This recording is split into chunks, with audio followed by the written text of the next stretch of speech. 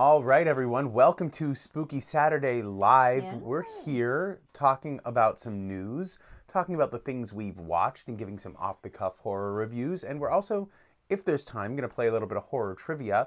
Yep. This isn't our normal live stream spot. It is not, We no. typically do Thursday Thriller Live, Yeah. but we had some camera issues Yep. last Thursday. Yeah, So unfortunately. yeah, unfortunately indeed. We did get through the news. And we spent a good deal of time talking about some of that stuff. Yeah. We got through almost what we watched. We started We what started, we were watching. but we didn't quite finish it. But I'm going to take these off because... Do you also want to hit that button on your mic, that yellow button? Oh, goodness. Yeah. The bottom one? There you go. All right. Just to make sure. Woo. But a big part of what the horror reviews, and maybe even the news, the segue between the horror news and the reviews is what we did in our horror haul today. We took Spooky Baby shopping. We did. And we went ahead and got some horror fun stuff that we'll Yeah. show you right here on the stream. Yeah.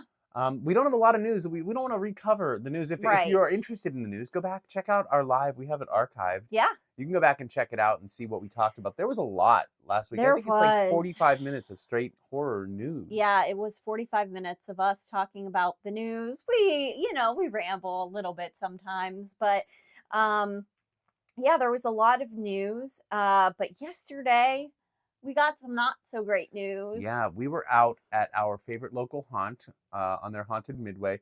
Now, just something you should probably know about us. We go to this haunt so much that we just show up and they're like, just going in. You Yeah. just don't stop paying. Just go in. They are fantastic. Should we like plug them? I mean, we said we were going to plug them in some capacity. Yeah, 100 Acres Manor. If 100 Acres Manor in Western Pennsylvania. Are near the Western Pennsylvania area, highly recommend checking them out. Honestly, they're one of the best haunts in the country. Yeah. I feel like they've been named one of the best haunts in the country. I'm pretty sure that is true. I don't know which authority or I mean, I can look it naming up. body. Naming body. Yeah, named them one of the best haunts in the country, but they are one of the best haunts in the country. They have 5 walkthroughs. Yeah. 5 walkthroughs, about 45 minutes if you do it right. Well, Pittsburgh's best haunted attraction from Haunt World magazine. There you go.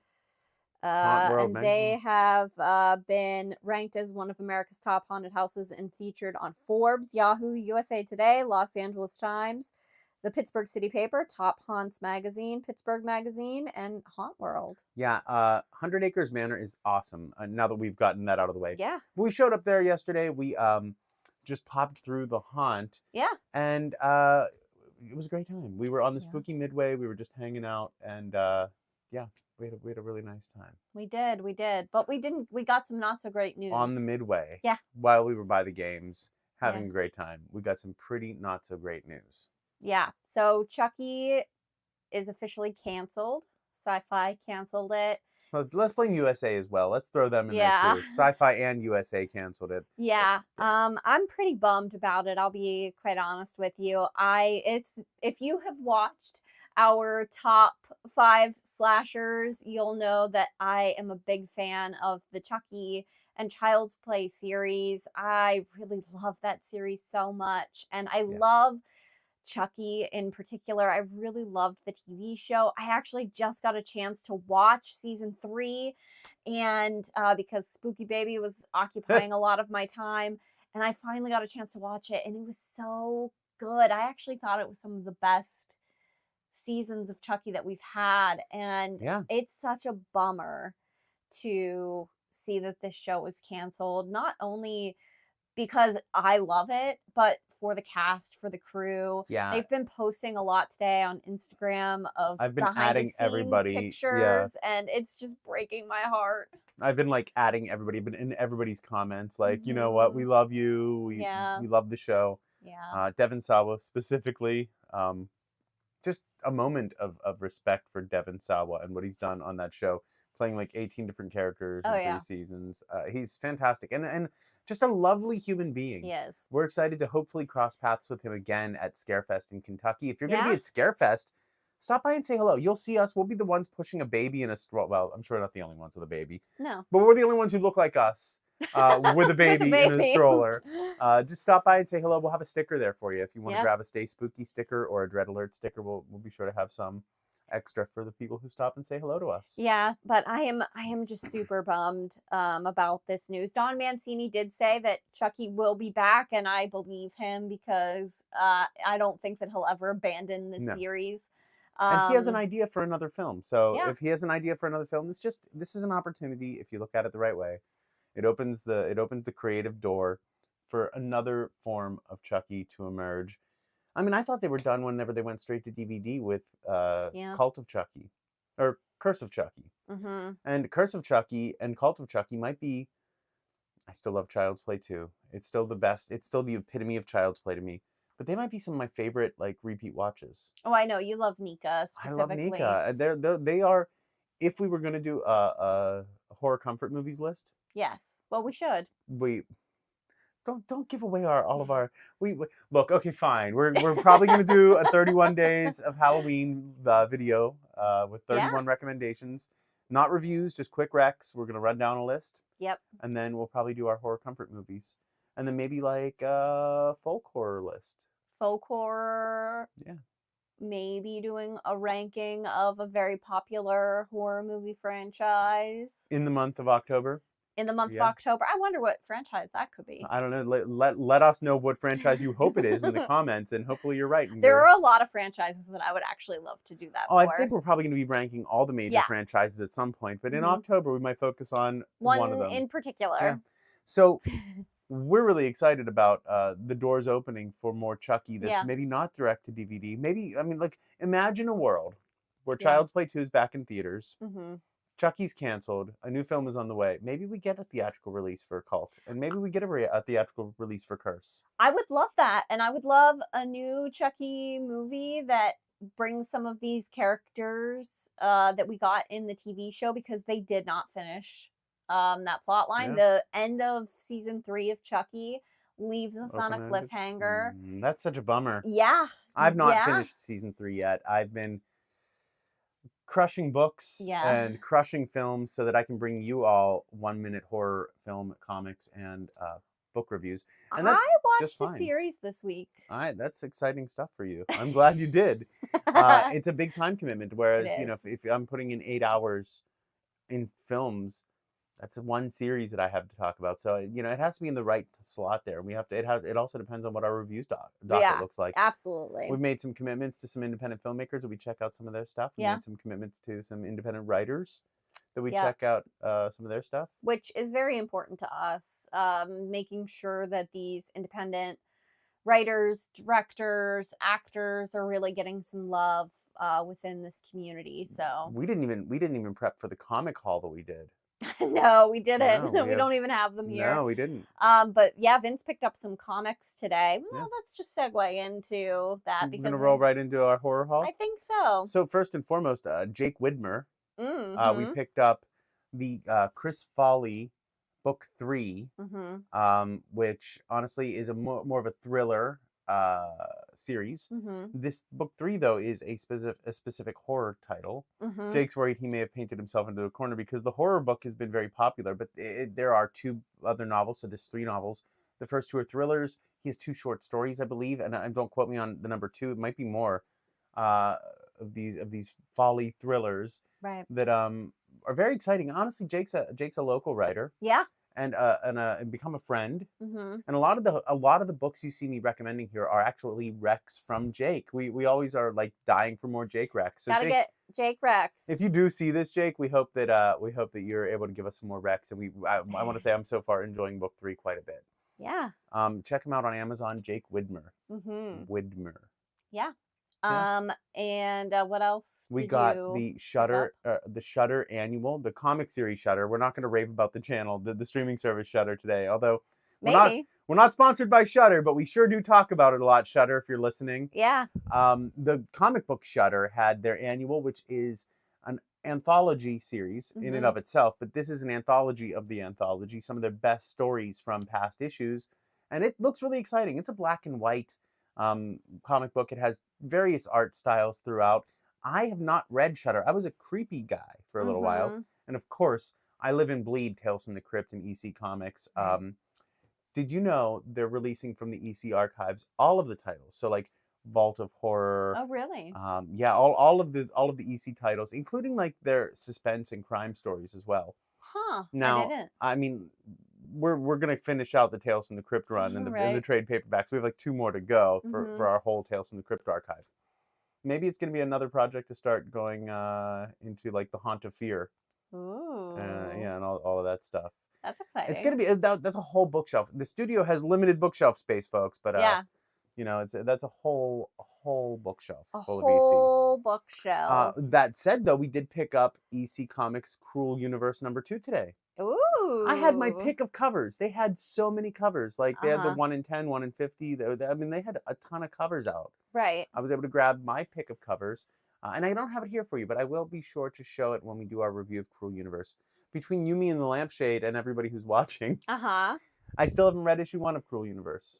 Oh yeah. No, I had the foil cover, and I didn't want to open it and read it, and I didn't want to rebuy it on digital. And so I think I'm just gonna have to either make that decision to rebuy it or like break down and read it with the foil cover. I mean, I'm probably not gonna resell it. It's it's just a nice treat for me. Right. But Cruel Universe is the relaunch of EC Comics sci-fi book, whereas Epitaphs from the Abyss is the straight horror book. Right. And I'm interested because issue 3 of Cruel Universe comes out on October 2nd. Now, I feel like issue 3 was where Epitaphs from the Abyss really hit their stride. Like, I'm really enjoying this book now. The first 2, I was like, I see what you're trying to do here. That's cool. Maybe a little bit of a swing and a miss, but like mostly let's call it a ground ball. Right. They ground balled the first one. They popped up the second one, and it was nearly a home run. It was at the fence. Issue 3 was phenomenal. Like rarely would I cover 3 issues of a comic book in our shorts, but I had to talk about issue 3 because it was that good. Yeah. So I'm really looking forward to diving into Cruel Universe. I hope they have a faster ramp up for their own sake. I'm willing to stick it out, but for their own sake, I hope they have a faster ramp up. Right. And then we got another book which is escaping me at the moment. Maybe we'll talk about this later. Let's skip the other book that I got. Maybe it'll be a surprise in the shorts. Oh, a surprise. We got 3 issues of a new comic, and the title is escaping me. It was a recommendation from Tim at Pittsburgh Comics. Right. And Tim is my go-to comic guy. If Jake is my go-to novel guy, Tim is my go-to comic guy. Check out Pittsburgh Comics if you're in the Western Pennsylvania area. You gotta have both a comic guy and a book guy. Well, I mean, I can't do this on my own. No. I'm sourcing movies half the time from folks who are following us and subscribe to our channels. I mean, like, we're getting some great recommendations. Yeah. My horror intake has expanded based. I'm like a slasher found footage guy. If that's bubbling, I'm gonna be all over it. But like, we lean on you all. Like, let us know. Jump in our comments. We have an email address. If you go to our link in our bio, you can reach out and email us. It's hello@dreadalert.com. Send us what you want to see. Put it in the comments. Like, if you want us to cover something, we're small enough at the moment that we can actually listen to you and cover what you want us to cover if you care what we have to say about it. And hopefully you do if you're watching us. Right.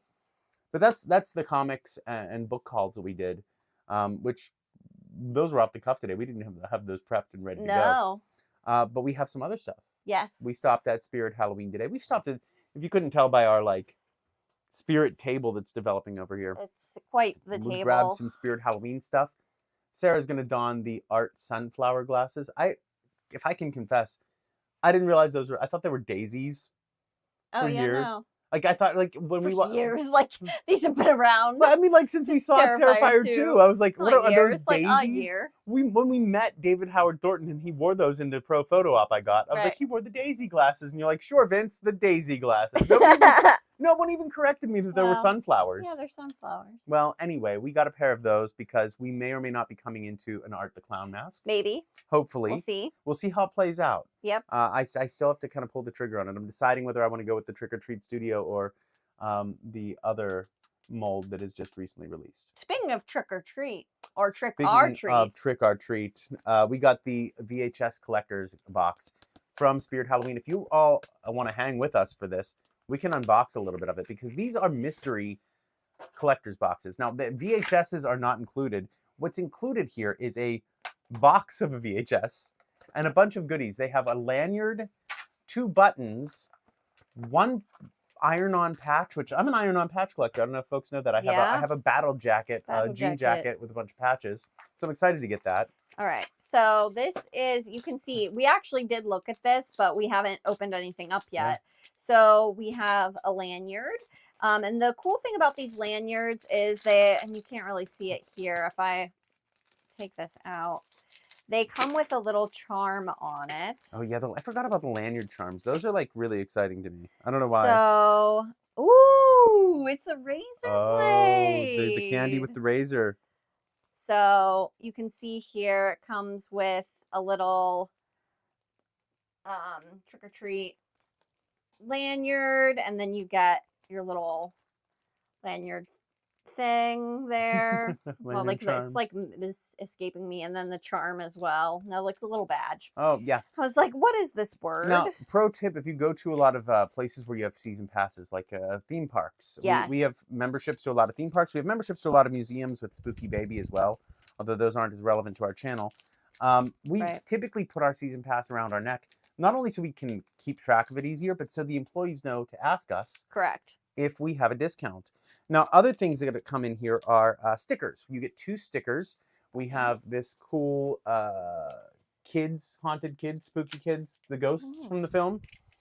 We have this cool Sam with the damaged mask and the candy bag. I think it really feels like kind of 3-dimensional to me. Oh, it does. Like it's not 3-dimensional, but the artwork has such good lighting on it that it feels like it's sort of 3-dimensional. Like the pumpkin boys. Yeah. Like oh, this is so good. I love it. And we divvy these up. Like Trick or Treat is a shared franchise, I would say. Yes. And since I'm a patch guy and Sarah's a button gal, are you a button gal? A button gal. She has a cool corkboard with buttons. She'll take the buttons. There's some cool buttons. Here are the buttons. We have just like a regular pumpkin boy, and then always check your candy. Always do check your candy. Should do that. And here's the iron-on patch if you are a collector of those things. This one is particularly cool as far as I'm concerned. So yeah, these are very, very cool. And then you have the cool little collector's case. And those are reversible. Typically speaking, now I've not found this not to be true. Right. They have a distressed case. So the case would be distressed looking with some Spirit Halloween stuff and like old school VHS, Be Kind, Rewind sort of stickers. Paraphernalia. And when you open it up and flip it, it is like the pristine looking case, like as if it came out in 2024. Right. I prefer the distressed cases, personally speaking. I think they look pretty snazzy. Yeah.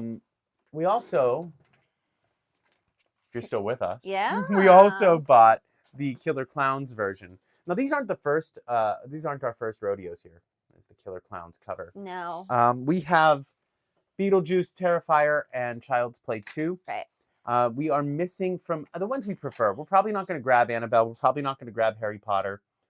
They have Harry Potter. Yeah, they have one of the Harry Potters. I don't know which one they have. That's not my jam. That's But we probably will end up grabbing Halloween 2 if it's available. Mm-hmm. And we'll probably end up grabbing the Elvira, Mistress of the Dark. Yes. Yeah. If that's available. Yep. In the Killer Clowns box, let me make sure that's empty. You're going to have the same kind of deal. Sarah, do you want to talk about the lanyard? Yeah. So in our lanyard here, I'll try and get this open as easy as possible.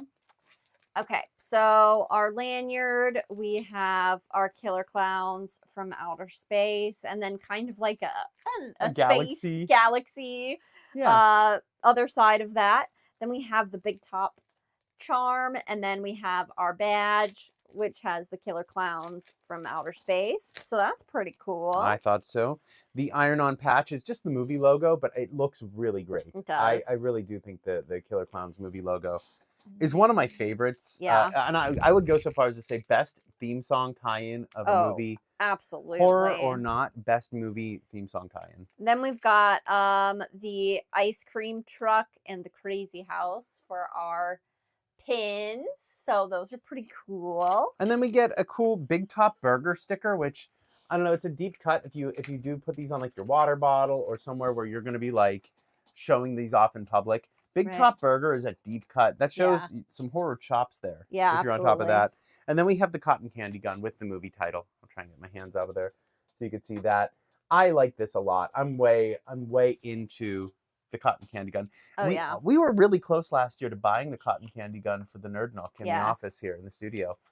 space is a premium here. We don't have all the space in the world. Right. Like there's some stuff that's hidden on this set that you'll never probably see unless we pull it out for you. There's a chainsaw up there. It looks a lot like the chainsaw from the original Texas Chainsaw Massacre. And it's covered in like a silicone blood from a play we produced called Sustenance, which if you're interested in that at all, it's a zombie play. A serial killer is killing people in Los Angeles during a zombie outbreak. It's a wild, gallons of blood, tons of body parts, a demon horror host, sort of crypt keeper style. And it was written by James Roday Rodriguez from the TV show Psych, which, fun fact. Anyway, we have like a chainsaw up there. There's a statue of Cthulhu hiding in the background. We have tons of Michael Myers paraphernalia and all the Blair Witch young adult novels. We have so many random things on this set that you're never going to see. But it's so full, we're not able to like add big pieces like that popcorn gun. Something we are able to add though, and we can always find a place for, is vintage Halloween decorations. Love it. We took Spooky Baby to the pumpkin patch today. Yes. We got ourselves a big old pumpkin. Yep. To do a spooky pumpkin with. Oh, maybe we do a pumpkin carving live stream. Oh, that would be fun. Hey, let us know if you want to see a pumpkin carving live stream, if you want to carve some pumpkins with us. Yeah. But we got Spooky Baby, a little pumpkin that we can paint together. Yes. Spooky Baby's only like, what, 10 months old at this point? Yeah. I should know that a little quicker. Yep. She'll be 11 months old soon. Yeah. So she's not going to be carving or gutting pumpkins or painting pumpkins for that matter. No. But we wanted to do something that was fun with her, a Halloween activity. So we went to the pumpkin patch. We saw some animals. We saw the derpiest sheep I think I've ever seen. He was the best sheep. He was like a bear. A bear. But we also found this cool vintage Halloween cat. Now, I've been looking for a vintage Halloween cat mask. For a long time. Yeah, or like a scarecrow mask. I didn't want to get like replicas from Halloween Ends, but those got me down this like vintage Halloween like track. And we have some vintage Halloween ornaments. Back there's an owl with a moon under Sam's candy. And behind me, which you might be able to see if I move, there's a little, move your arm, Vince. Anyway, there's a skeleton guy back there. I'm like way into vintage Halloween stuff. And so finding a mask that was going to be sustainable in the studio, not get banged around with camera equipment and break or fall off the wall. Yeah. It was difficult. And this is metal. And this is a metal vintage Halloween cat. It was super cute. This is at a local farm. I don't know where you can find these. I hate to show it to you and be like, you should get one, because I can't recommend where you get it. No. But metal. And they only had one left, so I'm not sure where they even got it. And I'm pretty sure this is designed. It's if you're interested, Raz R-A-Z Imports. Raz Imports is who makes this. But it's designed, I think, for the garden. I think it's like for like a garden hanger. Oh, that makes sense. But it's not going in our garden. It's going.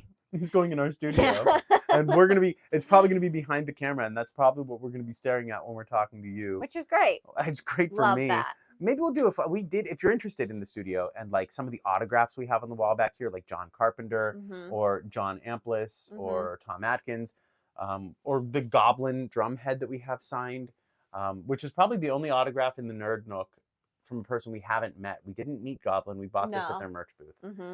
We saw them. We saw them. We were at the show. We were 2 rows back, but we didn't get to meet Claudio Simonetti. Regardless, if you're interested in that tour, we do a Nerd Nook tour. We do a full tour of all the cool stuff. Are you laughing because I said doo-doo? Jesus. We do indeed complete a Nerd Nook tour. If you're interested, just go back, watch our shorts. It's like one of the earlier shorts that we've done, but it should be there. We've just run down all the things. Fun fact, John Amplis from Martin taught me acting in college. Oh my God. Yeah, you're not surprised. They don't know that. You know that. They don't know that. Fun fact, John Amplis was in a production that we produced, and Sarah got to stage manage him. I did. He's so nice. He's a lovely man. He honestly is one of the coolest dudes. We told him we were doing this, and he was nothing but supportive, and we still need to... Very, very lovely. We still need to strong arm him and get him to like maybe do a quick soundbite for us. Be lovely. Yeah. We'd love that. So that's our horror haul. Oh, no, that's not our horror haul. You're wearing a new shirt. That's right. So are you. I am wearing a new shirt. I got a 50th anniversary Texas Chainsaw Massacre shirt. This is from Hot Topic. Yeah. Honestly, if you're looking to buy one of these from Hot Topic, I will tell you they run a little bit big. They run a little big. Yeah. I've recently lost a lot of weight. Correct. And that's not same. Yeah, no, that's a personal decision. That's not because of anything other than I wanted to be as healthy as I could be for the baby. I'm not trying to like slam anybody for not doing that or suggest that you do that. But I recently lost about 83 pounds. Right. So finding the correct size for me right now is always a dice roll. And I guess it is for anybody, right? Like you never know how something's going to be cut. Yeah. But I'm particularly sensitive to it because I want to Right. I want it to fit me well. I'm sick of wearing clothes that don't fit me quite right. So when I bought this, I was like, I'm going to wait, and I'm going to wait on that shirt. I'm going to wait on that shirt. And then we had a $5 coupon that was expiring. Yeah. So we decided to pull the trigger on it today, and Right. I ended up getting a large, and the large runs a little bit big on me, but I think it's going to be okay. I think I'll be fine. You'll be fine. I'll be all right. All right. And what did you get? I got Art the Clown, but he is the Fool tarot card. So sometimes you see them do these cool. I can't really pull this up because I got a mic on. Yeah. But it does say the Fool at the bottom. It does say the Fool at the bottom. I forgot I had a mic on for a second. So this is pretty cool. I would agree. This runs a little bit big. Even for me, obviously I had a baby within the last year. So I also lost. That's how we got Spooky Baby. Correct. Correct. So I also lost a lot of weight. So I'm also sort of in between sizes. I probably could have sized down. So yeah, I would suggest. What's really funny is I'm getting Sarah's hand-me-down clothes from when she was pregnant. Correct. So like she had like I don't know, it had to be 7 shirts. Oh yeah. That she was like super fond of that made their way to me because now I'm in that size that she was when she was pregnant, and now she's in like 2 sizes smaller. Right. So you know. Yeah, I'm like, here, have my shirts because I want to still see them, and I'm sad I can't wear them. So you can have them. A couple of great concert tees. There's a Ghost concert tee in there. Yeah. We saw Ghost when you were, what, 7 months pregnant? Yep. That was a wild ride. Yep. Yeah. So yeah, that is our horror haul. A lot of that we did today. Some of it we did on Friday. Yeah, some of it we did on Friday. And heck, we might have more tomorrow. We're going back to the haunts. We're going for back to our Kids favorite Day. haunts for Kids Day. There's going to be someone's favorite blue dog will be there. Correct. Not Blue's Clues, the other blue dog. The other blue dog. We don't want to talk about the one that everybody loves. Yeah, we don't want to talk about it on a horror stream. We'll No. just use your imagination. Touch a truck. Yeah. And then touring the haunt with lights on and the sound off. So Spooky Baby's gonna get a lot of the graphic scenes covered up. Yeah, they'll be covered up, but it'll be spooky, not scary. Yes. And I think Spooky Baby's gonna make it through at least a little bit. Spooky Baby's done some spooky stuff this season. She loves Spirit Halloween. I think she'll be okay. I don't think she'll have any issues. And it's Kids Day, so yeah. It's designed for this. Yeah, I'm not worried about her. Yeah. Especially if we keep walking. Yeah. She'll just be like, okay. Yeah. Here we are. So that's good stuff. We're excited about that. Yeah. But Sarah, what did you watch this week? What kind of stuff are you getting into? Well, we both watched together. Well, separately, not together. We both watched at different times this week. Correct. Watcher. Micah Monroe. Micah Monroe. This movie was very interesting. I really enjoyed it. It's very much so a psychological thriller, which is very much up my alley. It's a very destabilizing movie from an audience's perspective. You don't know what you're actually dealing with until the third act. I think that this movie is incredibly frustrating. Yeah, I'm sure as a female viewer, as a woman, it has to be even more frustrating. It was very frustrating for me. I think that was my description before you watched it. I said I was very frustrated by the experience in the exact way that the director intended for me to be frustrated. I don't want that to seem like a criticism of this movie. No. This is like an 8 out of 10 movie for me. It's a very good movie. It's a very solid movie. But yeah, this movie is very frustrating because this woman basically moves to a new country. Yeah. And she has a language barrier. So I think that really like amps up the sort of energy within the isolation, the communication barriers. And she is being followed and watched by this man. By the Watcher. Yeah. And nobody really quite believes her. And so it is very frustrating, including her husband, who they moved. He's the worst guy. Yeah, I feel like a lot of these movies, the husband is literally the worst guy. Especially when there's like a female director behind the film, because they're like not apologizing for it at all. No, This director is not apologetic about the husband being just a trash person. No, he is a total trash person. And I feel like I've watched a lot of movies recently where like the husband is just pure trash. Yeah, and a male director would be like, well, but he's working. He has a female director's like, cut that shit. Because I felt like Oddity goes hard on him, but they try to make you think that he's like, we're not going to spoil Oddity. We're not going to spoil Oddity. If you haven't seen that movie, you definitely should watch that on Shudder. We're not sponsored by Shudder. It's out. It's available on Shudder. You don't have to purchase it. You don't have to rent it. You just need that Shudder subscription. And they're doing a discount in October. 31% off. Yeah. We're not sponsored by Shudder. We're not, but Shudder, just reach out to us. Just email us. We use your Yeah, we love you. Yeah, we use your platform all the time. Yeah. But so I don't know. There's like, no punches pulled in this movie though with the husband. He is just he's hard to root for. Right. And Micah Monroe, you feel for her. And I like, have you seen a Micah Monroe performance that wasn't just literally top notch?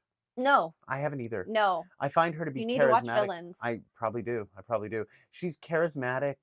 She's empathetic. You relate to her. Mm-hmm. She plays vulnerability extremely well. Mm-hmm. And so as a viewer, you can easily put yourself into her shoes and have that fear experience through her. I just love her. I just love her performances. And this is new for me because I slept on a couple of movies. I mean, It Follows we didn't sleep on. Oh, no. But Long Legs was kind of like, it felt like, she's good. I like her, okay. I really like Jay. Jay's great. But like, I never really kept up with Micah Monroe until Long Legs hit. And then it's been like 3 months of me just being like fanboying over her. She's fantastic. You got to watch Villains, I'm telling you. I'll check it out. Maybe we'll put it on my list. Jeffrey Donovan and Bill Skarsgård. Yeah, Bill Skarsgård. You worked it in. Bill Skarsgård, if you're new here, first of all, hi, I'm Vince. That's Sarah. But Bill Skarsgård is our running joke for Bill Skarsgård because he's so good in every horror film. I just love him so much. So, I mean, if that's not enough, I don't know. Jeffrey Donovan is in one of our favorite films. Well, maybe not one of our favorite films, but I don't know. It's Book up of Shadows, there. Blair Witch 2. If you've not seen our horror hot takes video, you should definitely check that out. Check that out. Yeah. Blair Witch 2 is one of our horror hot takes, one of our unpopular horror opinions. We think that is a fine sequel. It is. In the Blair Witch universe. I love that movie. And I'm somebody with the young adult novels on my shelf right now. I have the comic books. I have the Rustin Parr Diaries. I have the dossier from Blair Witch. I have the dossier from Blair Witch 2. I know. So, yeah, there's not much Blair Witch stuff that's published and available that I don't have. And I love Blair Witch 2. Yeah. Yeah. Moving on, what else do you watch? Moving on. I'm going to just do like very brief descriptions. Yeah, go for it. Just roll with reviews it. For some I'll chime in with the witty commentary.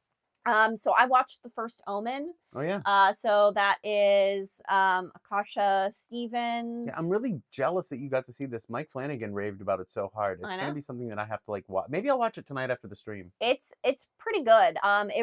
There's a big sense of dread.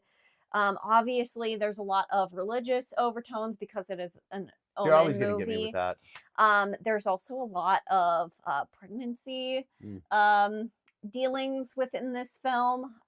So that, as a new mother, is obviously something that is very interesting. Nell Tiger Free is plays this young American nun who goes to work overseas and is obviously dealing with this Antichrist. Do you feel like Immaculate might have overshadowed this in its release? It might have. It's getting like blown up on streaming. And I'm sorry, it's Akasha Stevenson. Akasha, yeah, I thought that was it. But yeah, no, it's getting like such good reviews on stream, and it got good reviews when it was in the theater. But I feel like we were maybe nunned out. It was too much nun. I don't know. I think that Immaculate and The First Omen, from what I understand, I have not seen Immaculate yet. We know enough about Immaculate to know it might be a challenge as new parents to kind of get into that. We might have to let that simmer until like last on our 2024 viewing schedule. Yeah. I'm trying to give it a little bit of space for my own purposes. Yeah. But I will say that I can see maybe based on what I know about Immaculate, why some people would maybe be like, well, why do we need these? And they came out very close together. We were fairly well spoiled for Immaculate. Yes. One of our horror loving friends was like, hey, just a heads up. You need to know this. Where you're at as people, you need to know. Yeah, which I appreciate. Yeah. Because we gave permission for the spoilage. Yeah, exactly. Like sometimes that is appropriate, and obviously this person knew us well enough to be like, you probably should skip this one for right now. Absolutely. But it was pretty good. I definitely would recommend it. Probably give it like a 7 out of 10. Really? It was pretty good. Mike Flanagan raved about it. Said I know that Akarsha Stevens? Akarsha Stevenson said that she's one of the best up and coming directors he's seen in a while. Honestly, the direction was really, really good. Yeah. I was really surprised at how this movie is beautiful. Yeah. Some of the shots are absolutely gorgeous, and I mean, this is her first big feature, and that is crazy to me. Yeah, I mean, it's a good first feature. That's exciting. I also watched Renfield. I'm jealous that you got a chance to sit down with that too. And being the Nicolas Cage lover in this house, you're making me question my viewing decisions this week. Which, I mean, I stand behind. Oh, right. One of them I don't stand behind. Yeah. But I wish I would have replaced that with Renfield. Yeah. Oh, it was so much fun. Okay, this movie is not anything like fantastic. Like it's not like the best thing I've ever seen. But if you want a good horror comedy. It also has a little bit of action in it, so it's kind of fun in that respect. But Nicolas Cage gives a fantastic performance. He's wanted to play Dracula for like years, and so did he have his teeth altered to play this? I feel like I heard a rumor. No idea. That man is... I don't know. He's wild. I love him. But also Nicholas Hoult is in this movie, and I really love Nicholas Hoult. Very excited. He's also in Nosferatu later this year with Bill Skarsgård. Yeah. And he's in The Menu, which is one of my favorite horror movies of the past couple years. I feel like this is the moment where I want to diverge our conversation to talk a little bit about horror theory and the difference between terror and horror. Terror being that sense of dread building up to a horrific event where you see the monster or where the plan is unveiled. And I think The Menu does terror extremely well. Yeah. Much in the way that Longlegs does terror extremely well. And the only criticism I might be able to level against Longlegs is that creepy dolls don't get me all that excited. Right. And so the horror was almost less impactful for me than the terror. Right. No spoilers. Nicolas Cage. Yes, Nicolas Cage is also in that movie. But Renfield, definitely worth checking out, in my humble opinion. Yeah. It's a really fun movie. It's on Peacock. I watched the First Omen on Hulu. So if you're looking for that, you can stream that on Hulu. I watched Renfield on Peacock. I also watched Gerald's Game. This one didn't quite excite me. I was directing a play about a serial killer whose name was Gerald when this came out, and I was sending the cast like memes from Gerald's Game the whole time. But the plot of it was one of those Stephen Kings that I was like, maybe not for me.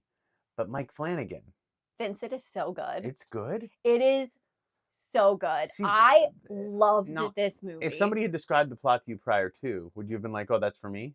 No. Yeah, so that's where I'm at. I went into this thinking, okay, maybe I am not going to love this film, but I haven't seen it yet, and I'm really on this like Mike Flanagan kick right now.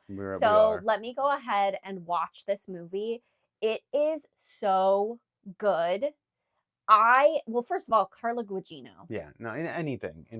But here's the thing. I think a lot of people, they weren't sure how Mike Flanagan was going to execute this movie because on paper, I would be like, I don't know how I'm going to execute this. So basically, husband and wife go out. They're having marriage problems. Yeah. They go out to their very remote, like, vacation home where there's nobody else around. He ties her up. He handcuffs her to the bed. And then has a heart attack and dies. And so she's got to process all of her stuff while she's handcuffed to the bed. Right. And there's a lot of stuff that she has to process. But here's the thing. The husband ends up like talking to her. So you see a body on the floor, but you also see him talking to her. And then there's also her talking to her.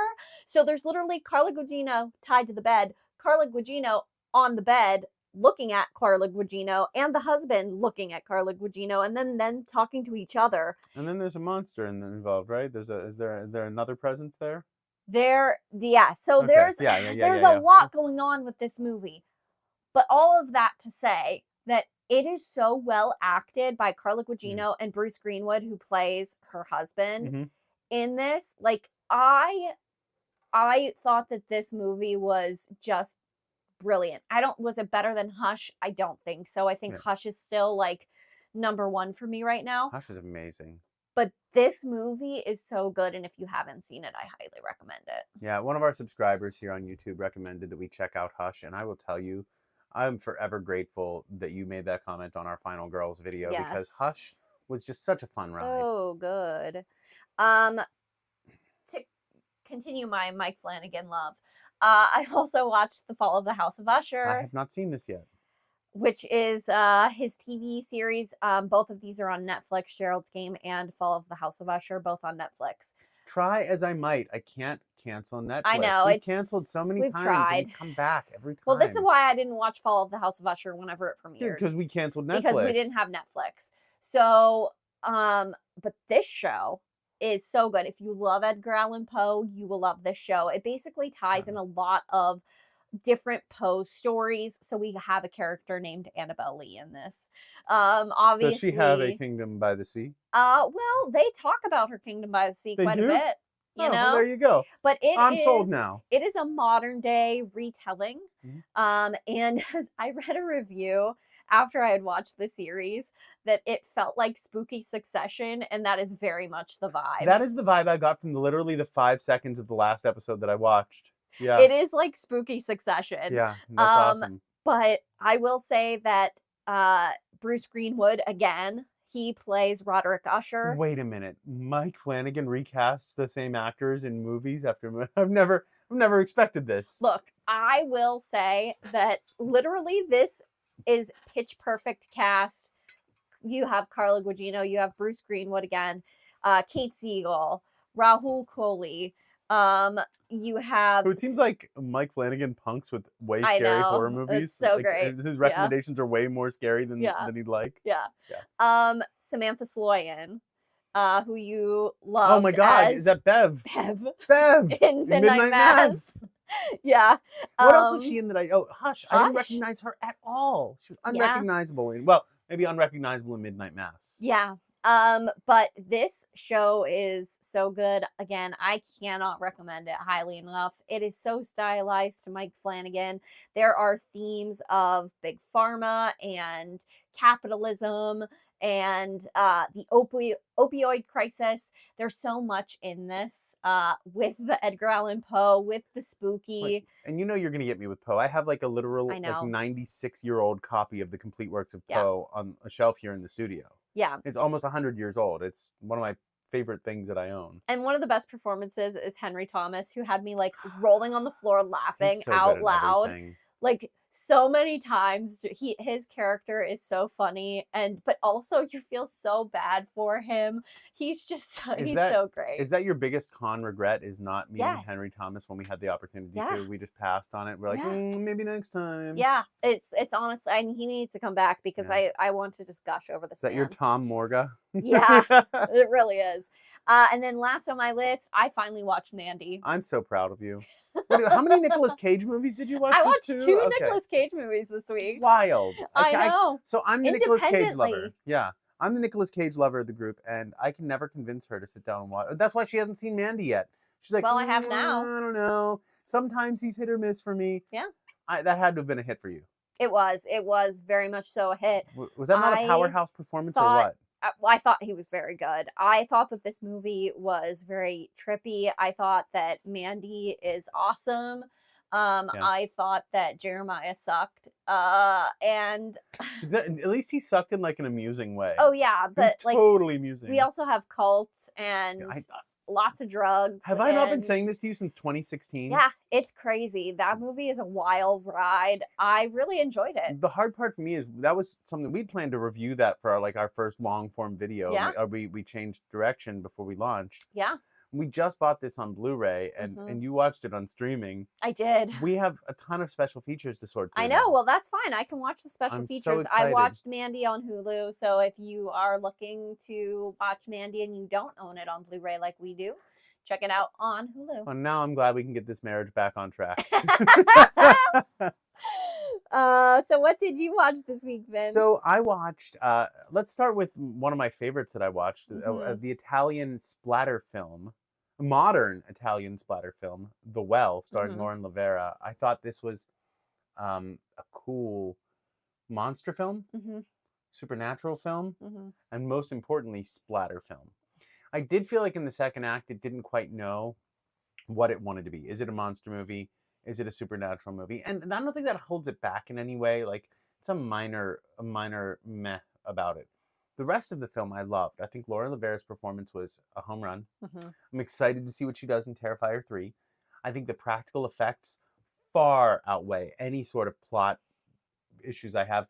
And I want to give this one a second watch because I don't know if the plot issues are my issues or the movie's issues. Well, I would also like to watch this film, and we have issues where I can't watch it unless I'm watching it with you. Yeah, we have access issues on where I purchased it. That said, I purchased it through Google TV. I do believe it's available to buy through many retailers. I don't know if it's on Fandango though. Regardless, The Well is worth your time. It's well worth your time. And I think it moves quickly. I think it's luxuriously shot, and it looks like a 70s throwback. It actually has that kind of 70s throwback feel. Love that. I actually love that some of the folks involved in the film got on our review and like reposted our review. It seems cool. Like, so I love whenever independent filmmakers are involved in marketing their property at the media level, engaging with media. The Stream team was really involved with us. They're so great. I gotta say, we are very excited to add some Stream merch to our set. That we don't have a lot of room on the set here, but we are going to make room for a Player One mask. If you haven't had a chance to, this is our due diligence here as folks who support independent media. We talked about it earlier with some authors, with some comic books. Go and see Stream when it comes, or if there's another screening of it coming up in Lehigh, Pennsylvania. Lancaster, maybe. Lancaster? They're doing another streaming. If you're in Pennsylvania, look it up. Go see it. Hopefully it's going to be coming out for streaming very soon. That's exactly what I was going to say. Once we have that date, I will be sure to toss it into our news so that you all know where you can catch it. We'll maybe like promote our review of it if you want. You know, it's spoiler free, so you can watch that before you go and see the movie. You know, if you like Art the Clown, if you like David Howard Thornton, if you like Damien Leone, if you like those practical effects, I don't need to sell you on this movie any harder than that. David Howard Thornton gives an Art the Clown caliber performance as Player 2, and Damien's special effects in this, they're not the bedroom scene in Terrifier 2. This movie doesn't ask for that, but they're every bit as high quality. And I would say they're pretty graphic. There are some pretty gnarly kills in this film. I mean, this movie doesn't ask for the kind of gore that Terrifier does. No. But the special effects are executed every bit as well. Like every bit as good as the Terrifier films. And this film has so many horror people in it. It's insane. Geez, I forgot. I always forget that this is like the huge selling point for most people. But you have Dee Wallace. Danielle Harris. You have David Howard Thornton, Jeffrey Combs. It was recently not a spoiler anymore. It was recently publicized that Tim Curry's in the film. Felissa Rose, Tony Todd. Bill Moseley. Bill Moseley. Yeah, Bill Moseley makes a cameo. I mean, like, honestly, I don't know what else to tell you if you're interested in horror royalty and really good performances. Danielle Harris turns in one of the best performances I've seen out of her. I agree. Yeah, and like nuanced performance. Yeah. It's well worth your hour and a half. We saw it. We were lucky enough to get a babysitter and see this in theaters, and because I would be dying right now without a release date. I know. Rumor has it, and we're not in the business of reporting rumors. No. But rumor has it, it should be in October at some point, late October. That's what I'm saying. Yeah. We don't have a date, and of course, as soon as we have one, we will let you know. But I would start getting excited and start putting that on your 31 Days of Horror list. Yeah. All right, what else did I watch? I watched The Well. We talked about that. I watched Stop Motion finally. I've been talking about this movie since it premiered, and we just hadn't had the chance with the baby and everything to see this film. And I don't think I even talked to you about this film. I asked you how it was going. You had watched half of it whenever I talked to you. I really liked it. I think it requires a lot out of you. Mm. And I'd watched a short by this director as well. Right. I mean, I forced it upon you as well. Yes, you did. And I liked it. I liked stop motion better. I think it has definite creepy vibes. Definitely building that suspense, building that dread. It goes bananas in the very end of the third act. Like it ends strongly. It's a slow burn, and then there's a definite big kaboom. I will say another boyfriend who's kind of a trash person. It's a theme we're seeing. Trash boyfriends. Boyfriends, husbands. If you're trash. My recommendation, if you're going to engage with stop motion, is this film rewards a nuanced viewing. So you have to listen. You have to listen to the scenes between the mother and the main character, the protagonist, and her mother. And if you pay close attention, the final shots of this movie will reward you.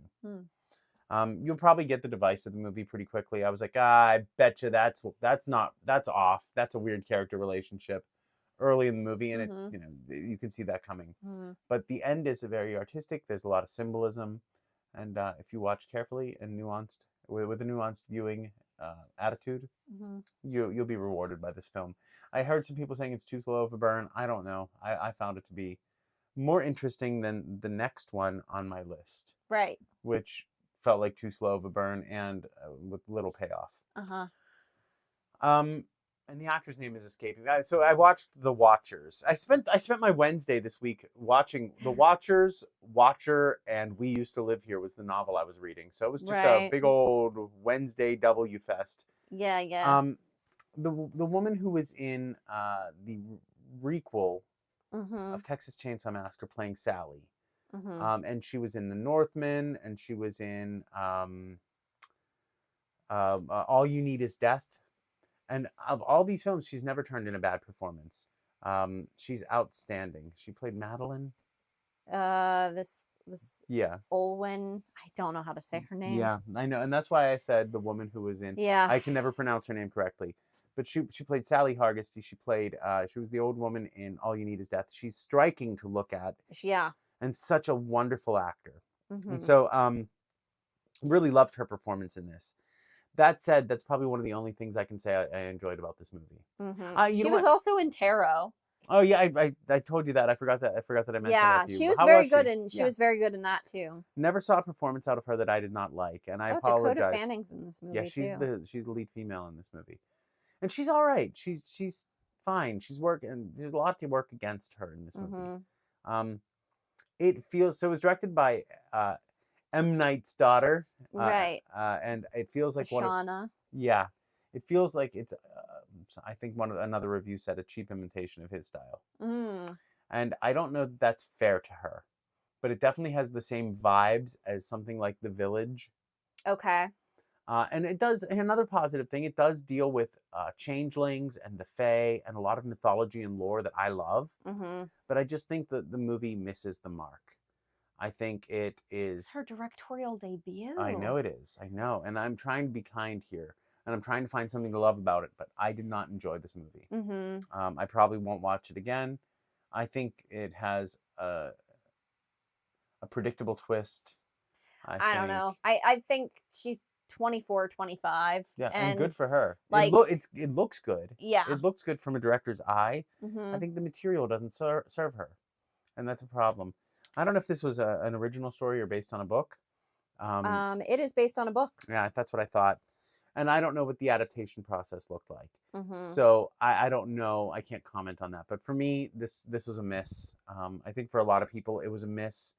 It seems like it. We're just trying to get, between the two of us, see all the horror we can that comes out this year, and just stay on top of it. So this was my task. This was my assignment. And I'm well, it really wasn't. You were. Well, I wanted to. So first of all, Sarah's like, we should watch Watcher, and I was like, yeah, the Micah Monroe. And she's like, yeah. I was like, okay, but I'm also going to watch The Watchers because that came out this year. Right. So I just crammed them both in. As far as Watcher goes, I echo a lot of Sarah's opinions. I thought Watcher, not The Watchers. Right. Watcher was a cool movie. I thought it was, like I said, an 8 out of 10 film for me. I thought it was a frustrating viewing experience as intended. I felt very much in the shoes of Micah Monroe's character. I felt very frustrated by how she was treated, and I think the ending caught me by surprise. I thought it was going a different direction. I did not. I was bought into what they do a little misdirection, and I bought into it. Mm. Oh, what am I reading? Thank Yeah, you for asking. I was gonna ask you, and you just kind of jumped ahead. What are you reading? Yeah, what am I week, reading? Vince? I am reading. What I read is Mayfly. Mm-hmm. I read Mayfly early in the week. This is a book about Los Angeles, if anything. Mm-hmm. But Mayfly works at a rather popular theme park, playing a princess from a Scandinavian country in this theme park. They don't give any more details because they didn't want to get sued, but you could put everything together. And the story has to do a lot with her fighting this impulse to just be a destructive human being. The wolf, she calls it, the monkey and the wolf. The monkey observes and the monkey observes and the wolf devours. She spends her time setting up people and baiting them online and then sending screenshots that'll just ruin their life to everybody around, like baiting them to join like hate groups and then sending those screenshots. She's not a member of a hate group. She's just destroying these people for the fun of it. Okay. She has maybe taken a few lives, but has not indulged that wolf. She lives with her grandmother, who is a Hollywood starlet who she looks almost identical to. And her grandmother's in a coma. And so she's coping with the loss of that relationship, the only stable relationship. She doesn't speak to her parents. And her friend who works with her at the park is her only other stable relationship. And that starts to get destabilized when her friend starts booking acting jobs in films, and her brother, who's a professional hockey player, comes to town. Her friend's brother. And a romantic relationship starts to develop. Now, this is an explicit book. Some folks are saying that it's like extreme horror, and while it does play with themes from American Psycho and The Story of the Eye by Bataille, George Bataille. What am I saying, man? I've read that book, and that is one of the most extreme books I've ever read. And it does mention the very extreme scene from that, and it does play with those themes in real time in the book. I found it to be much more palatable than something like Womb, which we talked about last week. Right. Mayfly is cool. It's a cool book. I'm still kind of processing it. I can't say that it's like for everyone, but it was certainly something that I really enjoyed the experience of, and I'm still kind of in that headspace, and I'm in that world in terms of like I've read another novel after it, and I know that folks have said that novel haunted them for weeks. Mayfly is the one that kind of got under my skin. Oh, also, I will say that Maeve is obsessed with Halloween and only listens to Halloween songs, which I've added every song they name drop to our Spooky Car Rides playlist. Of course you have. And a person in her life devotes a room in their house to like they decorate it with like all kinds of spooky decorations, and that's like her room in their house. Like she's obsessed with Halloween. Yeah, so I felt like Maeve was a relatable character outside of the murder. Was a relatable character for me. Yeah. And we were just talking about Story of the Eye. We were just talking about American Psycho. So when the opening quotes of the book where and we were just talking about Notes from Underground, the Dostoevsky novella. Those are the three opening quotes. So when I read those, I was like, "Oh, this is getting personal." It's getting real personal for me. It's like happening to you. Yeah, but I really enjoyed that experience, and so I liked Mayfly a lot. I went on a little too long. What else? I finally finished Plunge. Good for you. We've been talking about that for like 3 weeks. I don't know what it was. Getting past that first issue for me, I was like, nothing scary is happening here. And then like in the next page, I was like, oh, here we go. It's starting now. What a cool book. What a cool graphic novel Plunge was. Joe Hill from like Hill House Publications. He has like his own little thing. Oh, that's exciting. Yeah, no, I really enjoy Joe Hill. I'm glad that I gave this a chance. It feels like, and we were just talking to Tim at the comic shop. It feels like what would happen if H.P. Lovecraft wrote The Thing. Right. And he was like, I endorse that. Yeah. It's about a ship called the Derelict that went missing in 1983. A bunch of earthquakes start happening, and the Derelict pops up out of nowhere, broadcasting a distress signal 40 years later in the Arctic Circle. So a salvage ship goes to kind of get this property for this company back. It feels a lot like Alien, They want to go get their property. This company is telling the salvage ship to go get their property. And they find the crew living on an island, unaged, after 40 years. And missing their eyes. Yeah. No eyes, Sarah. And then, like, Lovecraftian shenanigans ensue from there. It's worth every bit of time you devote to that graphic novel. I had a great time with it. It is gory. It feels like an 80s throwback. It's a monster book. It's a Lovecraftian cosmic horror book. Love it. Worth it. Check it out. And then lastly, I read We Used to Live Here, which I don't know what's getting more buzz right now. We Used to Live Here or Incidents Around the House. I've read both. Right.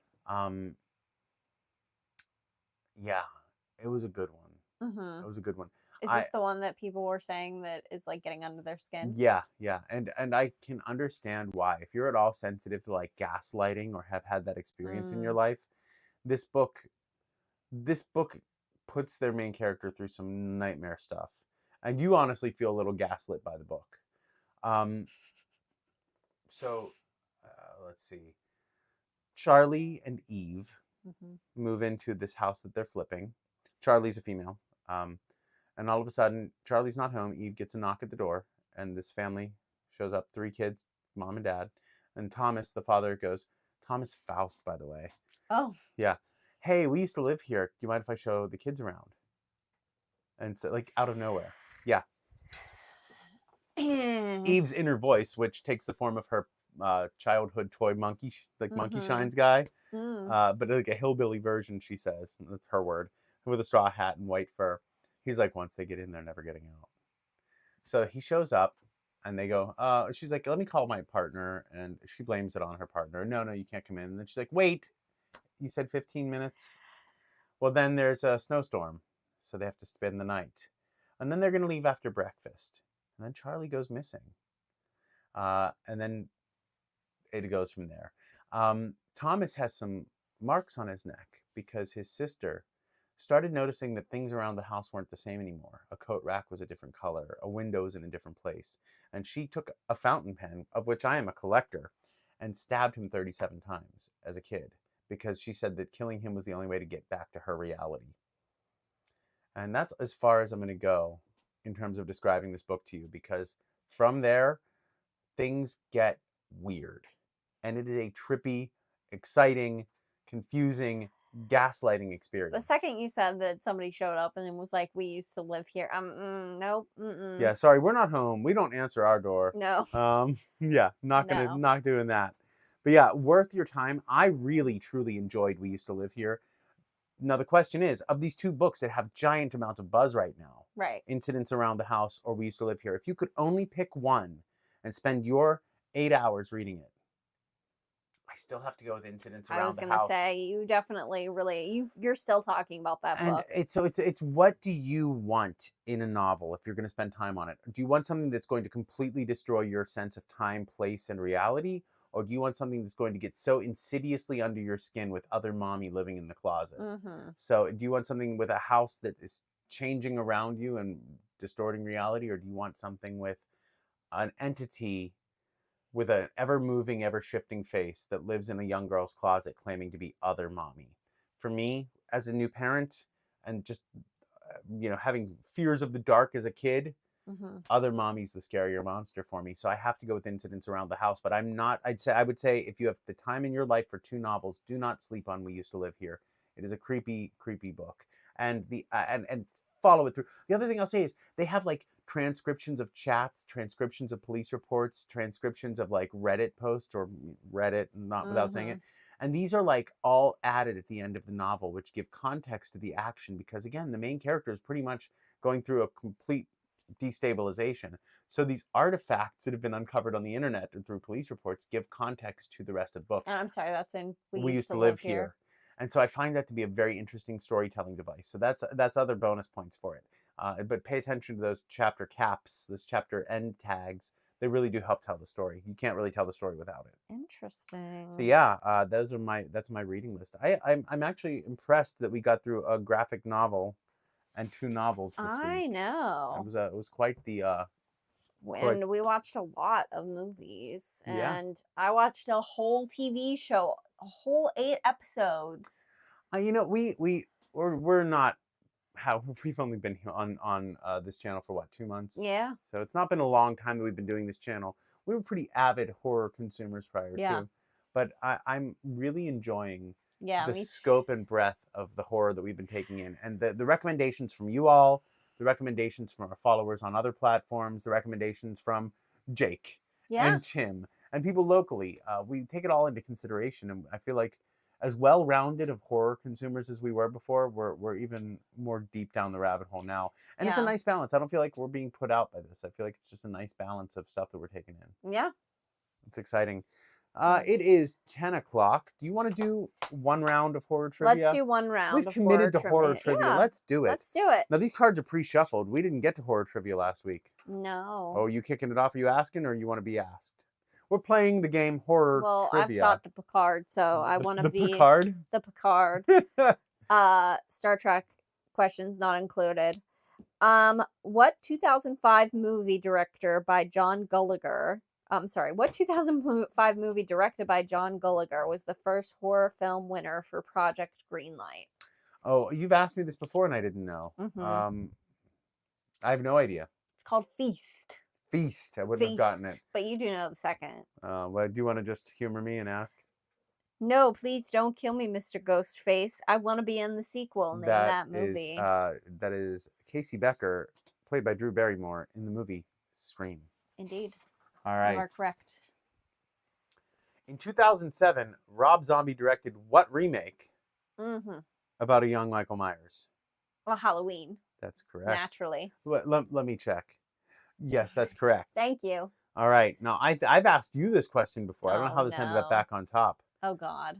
After dying in the electric chair and making a deal with the devil, Horace Pinker continues his murderous ways in what 1989 film directed by Wes Craven? He dies in the electric chair. Yeah. Shocker. Yeah. What a shocker. There you go. You got a crossbow. I shuffled these. I can't believe we both pulled questions. Yeah. What 2002 movie sequel directed by Guillermo del Toro featured Wesley Snipes as a half-man, half-vampire daywalker? I don't know if it has a subtitle, but that's Blade 2. It is indeed. Blade 2. Bob Clark directed both A Christmas Story and this 1974 Christmas slasher movie. Is that Black Christmas? Black Christmas. I did not know that was the same director as It's very Christmas interesting. Story. We've been to the Christmas Story house multiple times. In fact, it's likely... Well, we'll go again. It's likely we'll be taking Spooky Baby in November. Well, she's not coming with us. Oh, she's not coming with us. We're not taking Spooky Baby in November. It's likely we'll go again in the future, though. She's not coming with us. All right, I'm asking you now. Yes. I already have a crossbow. All right, how about for a crucifix? Okay. And the rule is you have to get 3 different weapons. Correct. You have to answer both questions on the card to get the weapon on the card, and you need 3 different weapons to win. What 2014 movie involves a story of 2 siblings battling a supernatural mirror? Supernatural mirror. Yes. Oculus? Yes. Ooh. Yeah. Okay. Just going through that horror Rolodex in your brain. Literally, I was like, okay, what movie could be about a mirror? Yeah. What are the 3 simple rules for taking care of a mogwai that must never be broken in the movie Gremlins? Yeah. Okay. So I should preface this by saying that I watched this movie again for the first time in many, many years, only last year, because I was terrified of Gremlins for a very long time. I was actually literally talking about childhood this trauma today. Yeah, it was a childhood trauma for me. I liked Return to Oz just fine, but Gremlins was a step too far for me. So it is: do not feed them after midnight. Do not get them wet. And no bright lights. Yeah. You did those in the exact opposite order that is on the card. But yes. It doesn't matter. No, it doesn't matter. Those are the 3 rules. That qualifies. But you just did them backwards. It was wild. Yeah. All right. Now I have a machete. You can block me with a cross or with a machete. There's no machete the available. machete is not available. Yeah. Okay. What brand of doll did Charles Lee Ray possess in the Child's Play movies? That would be a good guy doll. That is correct. Okay. In the Japanese thriller Audition, what did the main characters use to lure her victims? That is a good question. A piece of candy? A dating service. Oh, there we go. I've not seen Audition, although I hear it is extreme and very good. All right. Well, for the win. For the win. I didn't look at what the question was. No, I don't. What 2014 film is based on a Hasbro board game? A Ouija. Yeah. A Luigi board. A Luigi board. What 2009 film followed a family who adopted a girl named Esther, who wasn't what she seemed? That would be The Orphan. Just Orphan, okay. But I'll give it to you. And Sarah wins this round of horror trivia. I did not miss a question. You didn't. You nailed it. I answered 6 questions. 6 questions correctly. All right in a row. Yeah. How about that? How about one for good measure, just to cement your victory? Okay. Oh no. Oh no. Oh no. I'm not gonna cement my victory. Oh no. Oh no. All right. Well, let's start with the second question on this card, because in what 2018 film unravels cryptic and terrifying secrets about the Graham family ancestry? 2018. You saw this movie without me when I was going to a rehearsal. Hereditary? Hereditary. In the 2012 movie, The ABCs of Death, how many stories were included in the film? The ABCs. 26? Yes. Well, yeah, once you said ABC, I was like, it had to be 26, because I know how many letters there are in the alphabet. I would have had to thought about that. I was like, oh, she's never going to guess this. That would have been the biggest life fail on live stream. All right, well. Aren't you glad you didn't get that question? I'm very glad I didn't get that question. I would have been so mad. I would have been like, oh, Vince, you got this. I'd have been like 5. 5. Oh, Lord. Well, that's it for us. Thank you for watching. If you've watched this far, subscribe to our channel. It really does help us out. Like this live. Go back, watch some of our shorts. They're only a minute long. They're really fun reviews of horror comics, horror novels, horror films. Some of our long form stuff is bound to get you typing. We just released our unpopular horror opinions. These are hot takes, which the greater horror community probably would disagree with. And as always, stay spooky, my friends.